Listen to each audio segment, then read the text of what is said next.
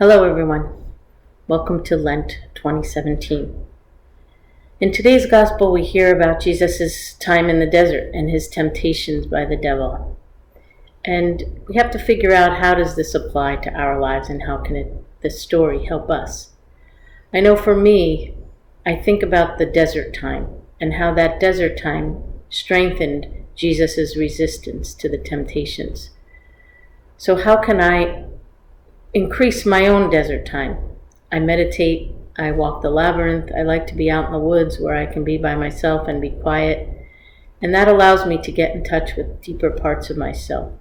So how can I increase that time during this Lent? That's one of my goals, because I think it helps us then to resist the temptation, and it helps us to be the better people that we are trying to be. In 2014 in Nairobi, the new Marist Mission Assembly was held, and the statement that came out of that called us to be mystics, prophets, and in communion. And I think meditation time, quiet time, kind of speaks to all three of those things. For in meditation, we go deep. We go down below the level of ego and to the deepest, truest part of ourselves where we can encounter God. And that's where we can figure out, what are the roadblocks, what's inhibiting us from being who we want to be. I know for myself, one of the things I try to overcome is being judgmental and superior.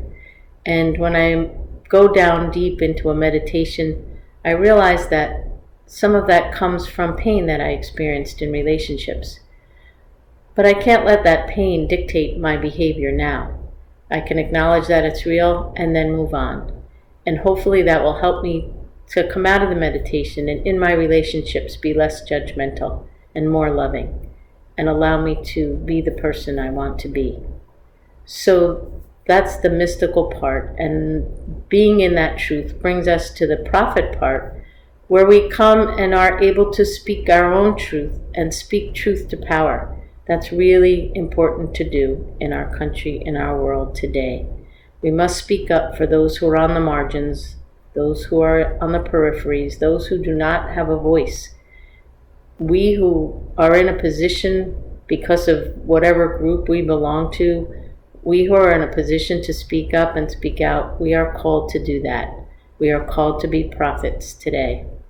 And in communion means merely walking with each other, acknowledging that we are fellow pilgrims and that we need to help each other, nourish each other, and also be in communion with those on the peripheries again, to reach out, as Marcel and Champagne called us, to reach out to the least favored and try to do what we can to walk with them, to be a voice for them when necessary. So the gospel calls us to spend time in the desert and to find our truth there, to find God there.